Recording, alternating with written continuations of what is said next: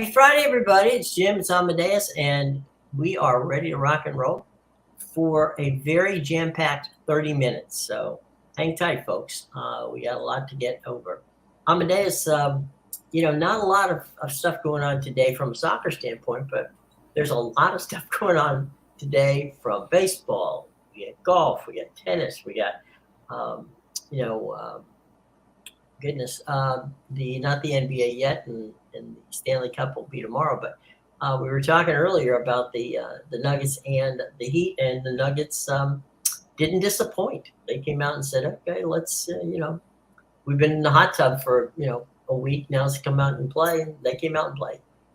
Yeah, that hot tub really relaxed the muscles there because they came out strong from the start. They were up by 20 pretty much that whole game. I'm surprised it even got to 11 in the end. Yeah, I mean they controlled the game. Miami was really never in it, and you know rust is not a problem for the Denver Nuggets, it seems. So there you go. That was a nice opener. We got some. We got. I just was taking a quick look. We got some really interesting baseball tonight. We got the Reds and the Brewers, the Athletics and the Marlins, the Cardinals and the Pirates, the Phillies and the Nationals, the Rays and the Red Sox. So we're actually getting some inner, play in your own division in some cases. Rays, Red Sox, Blue Jays, and the Mets. You got the Mariners and the Rangers. You got the Angels and the Astros. That's a big series for the Angels. I hate to say it this early in the season, but you don't want to go down too far. And if the Angels could come through and actually do something in that situation, that would certainly help their cause to be done.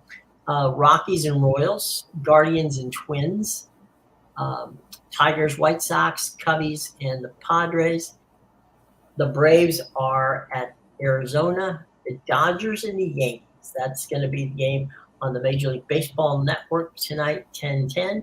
And the Orioles and the Giants round out the evening at 10:15 out in the Bay area. Tonight, Yankees, Dodgers, Severino and Kershaw. Now, is Kershaw given the respect that he used to be, or is it like, from a standpoint of you get a lot of Kershaw bet for first five or something like that, or is Kershaw, kind of slid down that rung of elite pitchers? He's definitely not the guy he used to be, but I would still put him. I would still put him as a pretty solid starter. Obviously, he has the years of experience to back him. He knows how to get out of certain situations. But when he is pitching well, he tends to pitch. He tends to string a few good starts together. So absolutely, I know this is more of a pick'em. Actually, yesterday it was more of a pick'em. A lot of money has come in on Kershaw and the Dodgers. So maybe that answers your question a bit. They saw the Dodgers at about a minus 110, minus 120, and now it's minus 140. So people obviously saw that and steamed the Dodgers with Kershaw, thinking he was the better pitcher. But again, I think you're seeing the line here because of Severino. He's kind of like a Kershaw in the sense where, he's had a good career. He's just been derailed by a lot of injury over the last few seasons. Well, they both had back problems, and, a pitcher with back problems is not a good thing. And, that's been an issue for them. The other thing, it'll be interesting to see with the Dodgers and the Yankees, and with Aaron Judge and the whole situation there, is games at night from San Francisco or from Los Angeles, San Diego, Anaheim, Oakland. You've got that marine layer. It's not like, it's fog in San Francisco and Oakland, but further down the coast, it's just the ball is heavier and it doesn't travel as much at night. Now, if you're in Judge, it doesn't really matter. You get a home run out of Yellowstone Park, so that part doesn't issue. But Kershaw's numbers at night versus Kershaw's numbers a day are like night and day. They definitely are different. And when Kershaw's a left-handed pitcher, so he was the elite left-handed pitcher. The one thing that he does, and a lot of older pitchers can do it, like you had mentioned, Scherzer's the same way. They can pitch their way out of bad situations. They know what to do to get out of it. They don't have to throw the ball 98 miles an hour. They don't have to control it. They know how to make a hitter hit the ball where they want it or get them out with a strikeout. So, if they're on, and you said that, and that's very, Kershaw's streakiness really has been affected by he'll have a great outing. He'll feel good. His back will tighten up, and then the next outing he can't get you and me out.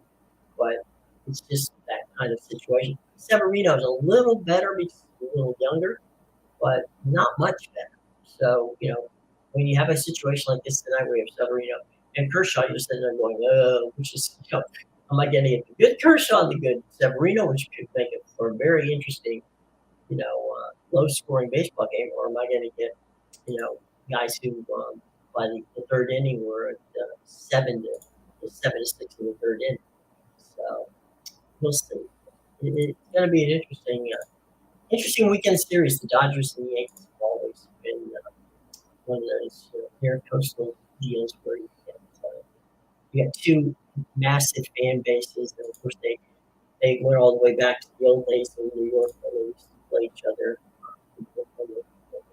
So we'll see. It'll be fun. What are there any soccer games that you will be looking at tomorrow on Sunday?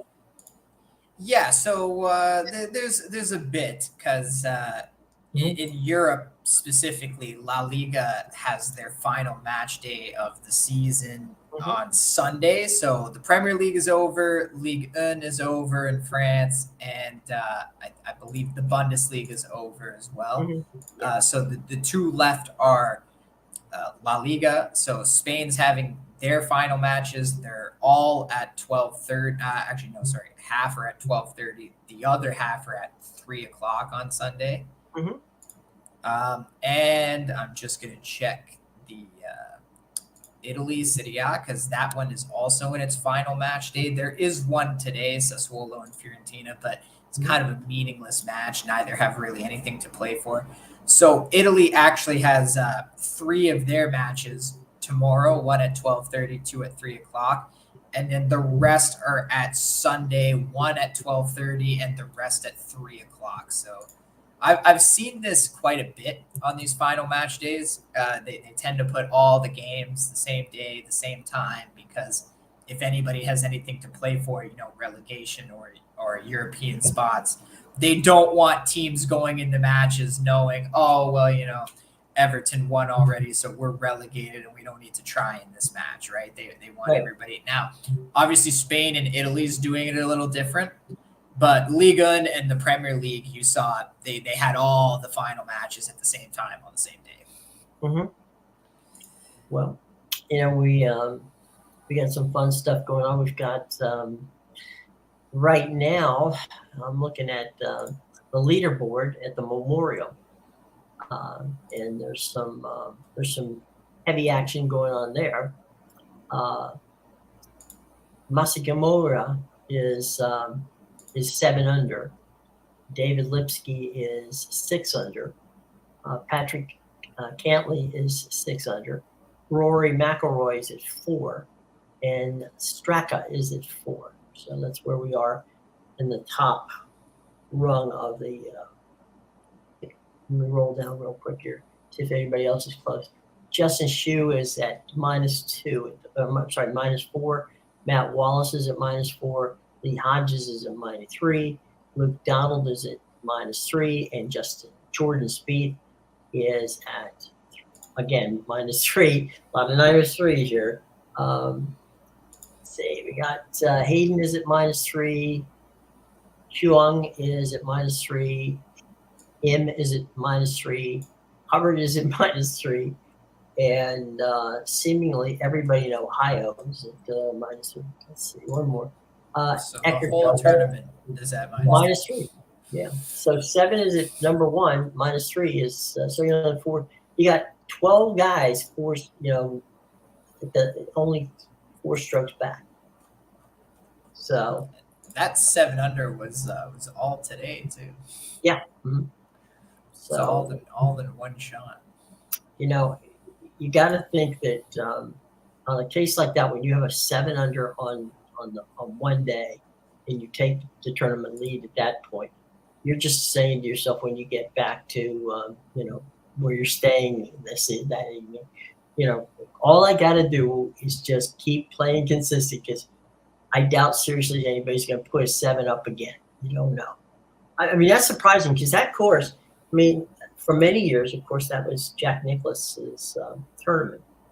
Not only from the standpoint of he hosted, he usually won it, but it's not an easy golf course, the Memorial. It's a pretty tough one. So 7 under's a good mark. There's no question about that. Well, he went even yesterday, so I would expect him to come back. I noticed the guys that tend to have those big 8 under days at the beginning of the tournament, they always fade during the weekend, and they come back. Yeah, I think maybe because today's the second day. Is it not the easiest hole location of the tournament? Right. Because I think they put the most difficult on obviously the last day. On the weekends, yeah. Yeah, and then I would think the first day would be a little bit harder, because you want to challenge the people. You don't want anybody getting out to a big lead right away. Well, some tournaments don't even change the placement of the pin in the second, because you've got such a large field, for 2 days in a row. You basically just let them play themselves out, for lack of a better way of putting it. So, it's today in golf vernacular, stick day. You want to stick in the tournament, and then tomorrow's moving day. So we'll see how that works out. But there's a lot of people close together in that tournament, to be sure. And, not much change from standpoint in the French Open tennis. Pretty much they're going chalk so far. Not really. I've seen a few upset. A few big upsets in this tournament. I know Rublev was knocked out by Sonego earlier today, right. So that was a big one. Rublev, one of the better players in the world, and it's a lot of the women too, like Bianca Andreescu. Should have lost probably 3 rounds ago, and she's just been on a tear all of a sudden. So definitely, I think there has been, obviously not a ton of upsets, but right. Definitely there's been the odd few that make you really wonder, how did he beat him? Well, look at how many players have not been able to play well on clay, and no matter how good they are. What was his name? McEnroe never won on clay, the French. There's probably who else? For many years, the only person to win on clay who was an American tennis player was Jim Courier, who won it twice, and Michael Chang, who won it once. And the rest of the top tennis players could. Now, I swear that that when he was playing at his best, Roger Federer could, play on I-95 and win. That wouldn't have made any difference. So, dodging cars too. Dodging cars at the same time. Yeah. So, and he'd have easy pass, so we wouldn't even have to worry about that. But the guys that we've talked about, Joker, we've talked about Nadal, those kind of guys. This has been Roland Garros had always been Nadal's cathedral. He owned it, and he's the king of clay. That's right. The king of clay and winning in France, and so I think the fact that Joker has gotten over on it and done well there, bodes well for him and how things are stacking up as we get closer to a final. The first week will end this weekend, and then we'll see how things unfold from that state. Well, Djokovic, you'd think he would be good on clay, because I'm pretty sure clay is the primary courts in Serbia. Are they not? They are. those tragically, Serbia, because of the wars that they've had, really, they had a thing where Djokovic went back, and he went to where he learned how to play, and they literally were playing on asphalt. It wasn't. You looked at it, and you saw people playing tennis, and you're like, how does anybody keep from hurting themselves playing this? And it just showed how things have gotten tougher. But for his standpoint, again, he almost is like Roger Federer in the regards that he can play on anything. It'd be amazing. But Nadal, I think Nadal's strength was he can serve and volley, and a lot of players don't like to do that. And clay benefits people who can do that. It's a slower surface. The ball gains a lot of weight to it, and so it kind of negates the people who are the hard hitters, because you can't always be a hard hitter on clay. It doesn't help you necessarily to be that. You have to almost be the finesse guy, which is why Michael Chang won. I mean, you never really thought of Michael Chang as somebody who was a power person, but Chang could win on clay because he was able, and Courier as well, because they could serve and volley and keep the ball. You want to keep it as far back on the court as possible, because the ball gets heavier, and as you hit it, it doesn't travel as far. So, theory of the case on that one. It'll be fun to see how that all plays out. So let me ask you about in Canada. We don't have a Canadian team in the Stanley Cup, but Canadians love hockey. So is the money going in Vegas's way, or is it headed toward the Panthers? I've so far from what I've heard is a few people on Vegas. Mm-hmm. I kind of think the Florida Panthers are the team to beat, but a lot of it, a lot of people I talk to up here anyway, if you ask them who they want to win, they either don't care, or simply, they say, oh, I want either Vegas to win because I don't like Florida, shouldn't be hockey in Florida, or it's the response is, I want Florida because I don't like Vegas. Vegas shouldn't be a team. So, whoa, okay. Yeah, I don't know. There's a few people There's a few people I know who don't love the expansion, but yeah, I don't know. I don't know to say Vegas shouldn't have a team. I mean, I think it's a lot of it. A bit hard. People up here it's the way that they had the team, the draft. Sure. It was the way that the team was put together. Right. Bothers a lot of people. And the fact that they've been so dominant since coming into the league, it bothers a lot of people up here. Well, David Poile can put together a hockey team. There's no question about that. I think the thing with Vegas is how successful they've been, and they've only been in the league for 6 years. I mean, this will be the second Stanley Cup final that they've been in, and they've played in the league 6 years. So, Ranger fans are probably not crazy about that, since they haven't won anything since 1994.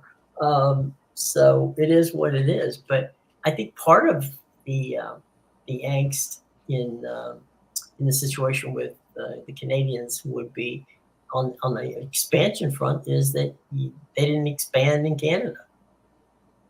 Yeah, that does bother a lot of people. I know people that are upset about the sale of the Ottawa Senators. They desperately want Ryan Reynolds.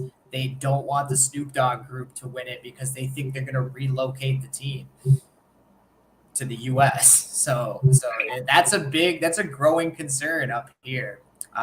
Where obviously I'm not close to the city of Ottawa. It's still quite a few hours drive away, but that's what Ontarians that I talk to that actually like the NHL. They're very concerned about the next owner of the Ottawa Senators trying to relocate the team out of Canada. Well, and that's the capital city.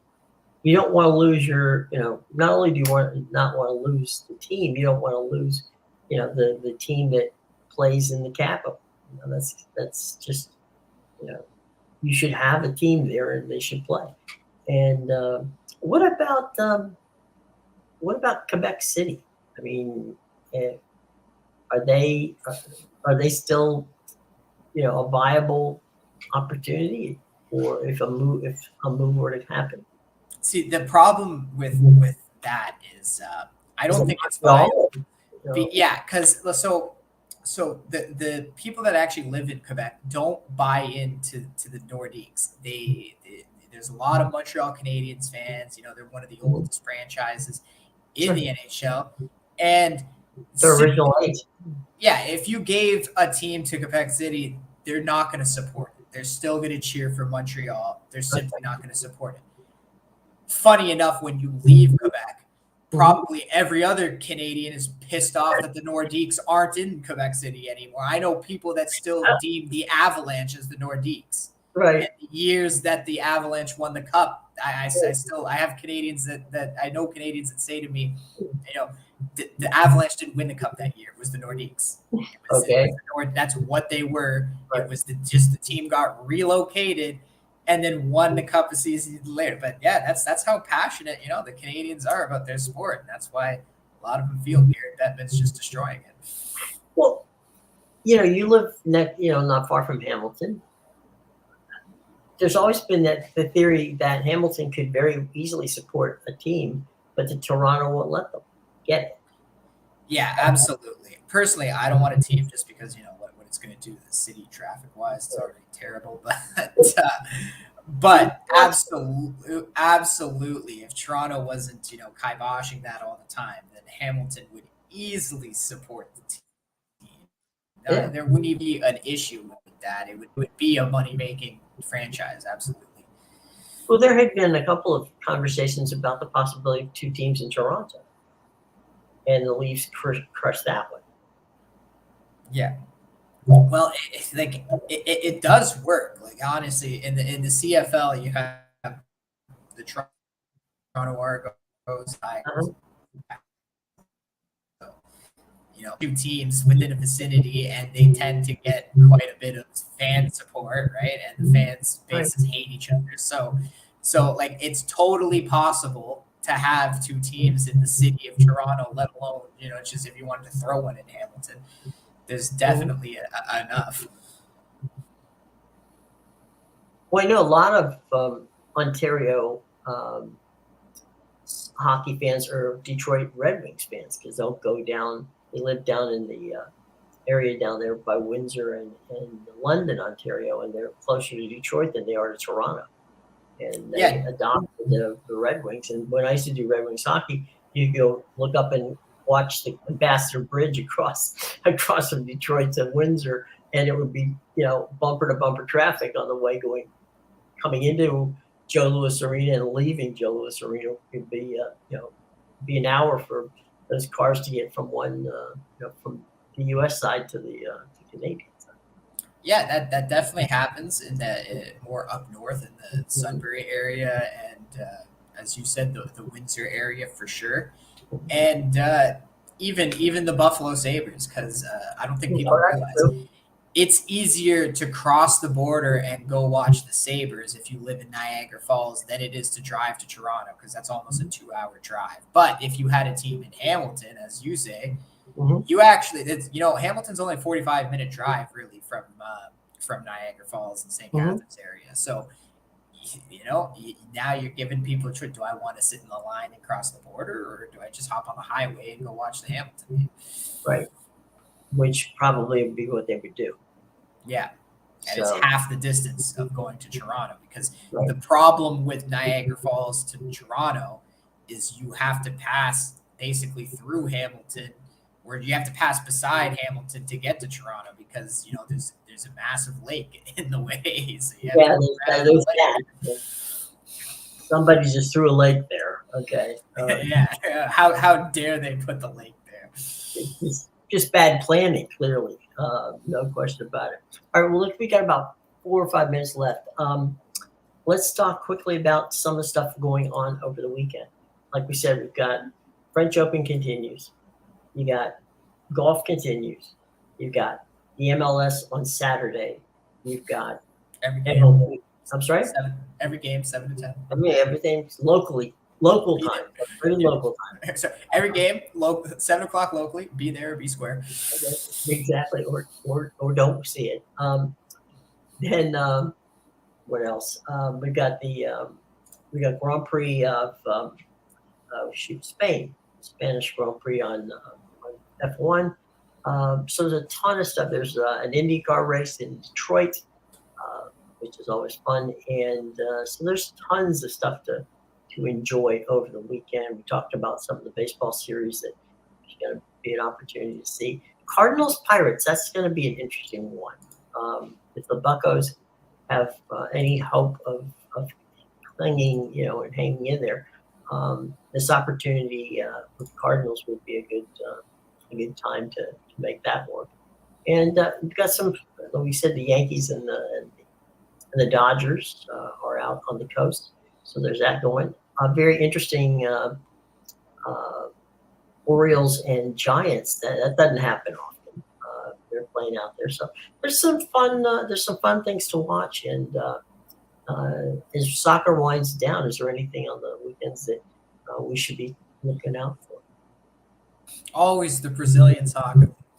All summer. Always watch Brazilian. But I mean, we haven't had Foxy here lately to bring us up to speed on that, but yeah. This weekend though, mainly, like I said, you got Serie A and La Liga ending for the season. So if you can, go catch some of those matches. Not every match is going to be great, but there's going to be ones that mean something to some of these teams, and those are the ones I recommend to watch. Just check the standings and say, okay, if it's a team in the middle of the table, then probably don't watch them because they can't do anything. Like today's Sassuolo. Head to the ones that can be relegated. Yeah. There's teams playing for European competition and playing for relegation, and a lot of there's in Spain and Italy alone, I know there's something so the two bottom teams have been relegated, but that third relegation spot, there's it's 6-team tie, all within 2 or 3 points of each other. So that's what I mean. Anybody could be relegated at this point. We got 15 to 20, all bunched in a hole there. So. Yep. Whoops, that's going to be fascinating. So those are good things going on. All right, well, we're going to get out of here, folks. A fast 30 minutes. Amadeus, have a great weekend. On Monday, we'll come back and do a postmortem on whatever happened on the weekend, and hopefully we'll have some fun chat and things to chat about. Everybody have a safe weekend. We will see you on Monday, and until then, be well, everybody. Take care.